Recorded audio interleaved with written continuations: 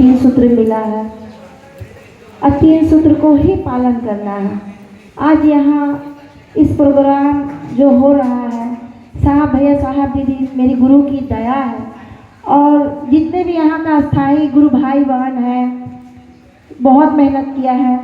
और हम लोग का उद्देश्य यहाँ प्रोग्राम करवाने का यह है कि लोग दूसरे सूत्र में निकल नहीं पा रहे हैं।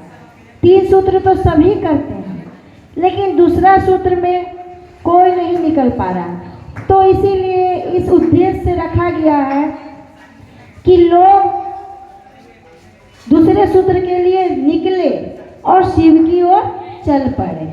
इसीलिए यही उद्देश्य, मेरे साहब का काम को कैसे आगे बढ़े, मेरे गुरु का काम कैसे आगे बढ़े, इस उद्देश्य से है। हम लोग का उद्देश्य यही है। और यहाँ पर जो भी गुरु भाई बहन बैठे हैं, बिना साहब के दया से, मेरे महादेव की दया से यहाँ एक पत्ता भी नहीं हिल सकता है। जो भी बोलेंगे कि हम करें, इसमें हम का प्रयोग लाना ही नहीं है। हम का मतलब ही होता अहंकार। बिना गुरु का दया से बोलता एक पत्ता नहीं हिल सकता। साहब ने तो हम लोग को तीन सूत्र दे दिया। हम लोग को अस्थाई भाव क्या है? हम लोग को अस्थाई भाव क्या है? हम लोग जब तक शिव को उतारे गए नहीं, तब तक हम लोग का मन अस्थाई होगा नहीं। लेकिन हम लोग क्या करते हैं, बोली में रखते हैं कि शिव मेरे हैं, शिव मेरे हैं। बोलते हैं ना, हे शिव आप मेरे गुरु हैं, मैं आपका शिष्य हूँ, मुझ इस पर दया करिए। तो बोली में बोलते हैं दीदी मेरे हैं, क्या वो रिश्ता निभा पाते हैं?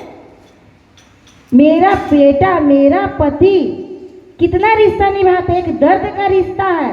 क्या वो गुरु मेरे हैं, वो दर्द है दीदी? दर्द तो है साहब का, दर्द तो है मेरी दीदी माँ का। क्या मुझ में और आप में दर्द है? यदि दर्द रहता, क्या मांगते हैं मेरे गुरु, क्या साहब मांगते हैं? इस कभी पर हम लोग इस पर चिंता किए हैं? साहब ने बोला कि अरे मुझे एक शिव का शिष्य ही बनाकर दो ना। गुरु को हम लोग क्या दे सकते हैं? हम लोग को गुरु की संपत्ति पर तो पूरा भोग कर रहे हैं। क्या नहीं भोग करते हैं? जल, धरती, आकाश, वायु, हर एक चीज हम लोग शिव को संपत्ति पर भोग कर रहे हैं। लेकिन कभी भी मन में आया कि हम लोग शिव की संपत्ति पर भोग करें? हमने शिव को क्या दिए? क्या एक शिव का शिष्य भी बनाकर नहीं दे सकते हैं? रोज रूटीन में शामिल करिए कि मुझे एक शिष्य बनाकर अपने साहब को देना है। साहब ने बोला जन जन के बोलो, एक संकल्प लीजिए साहब की तरह। साहब जैसे चले हैं, जैसे बोले हैं, संकल्प एक लेना होगा। बिना संकल्प का कुछ नहीं होगा। जब हम लोग माँ बनते हैं ना दीदी, एक पत्नी से एक माँ बनते हैं ना, तो बच्चे लोग को ठीक पढ़ाते लिखाते संकल्प रहता है, मेरा बच्चा आगे बढ़े, मेरा बच्चा डॉक्टर इंजीनियर बने, मेरे बच्चा अच्छा दशा दिशा हो, हर एक चीज अच्छा सोचते हैं। लेकिन हम अपने गुरु को भूल जाते हैं। क्यों? गुरु मेरे क्या चाहते हैं? सबने तो गुरु हमको सब कुछ दिया, क्या एक शिव का शिष्य को नहीं देना है? रोज एक व्यक्ति को रोज बोलिए कि एक शिव का शिष्य खुद बनिए, लोगों को बने। एक शिव का शिष्य बनाना है दीदी, संकल्प लिए। बिना संकल्प का कुछ नहीं होता है दीदी। माँ और मेरी साहब जिस तरह से संकल्प लेके चेयर पर बैठते थे, बिना शिव का शिष्य बनाए हुए पानी ग्रहण नहीं करते थे। क्या हम लोग ऐसा शिव का शिष्य बना पाएंगे? उस जगह पर रह पाएंगे? साहब ने हम लोग को सबको कितना सुंदर से मिला है, एक शिव परिवार दिए, नहीं तो संसार का परिवार लेके ही तो भोग कर रहे थे। कहाँ गए हम लोग? आज इसने शिव ने हमको क्या नहीं दिया? आज शिव परिवार दीजिए।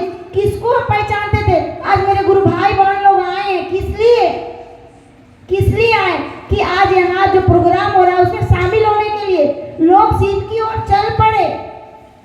कि दो वाणी यदि किसी का मुख बिंदु से अच्छा वाणी हो जाए और उसको दिल में उतार ले, और उसकी वाणी से दो कदम मेरे गुरु की ओर चल पड़े। यही उद्देश्य से आज शिव चर्चा रखा गया, यहाँ छोटा सा प्रोग्राम रखा गया, यहाँ नया जगह में। क्यों? सोचने का है। इसीलिए साहब तो मंजिल दे दिए कि शिव तेरी मंजिल है, कि मैं हूँ सजनी मील का पत्थर,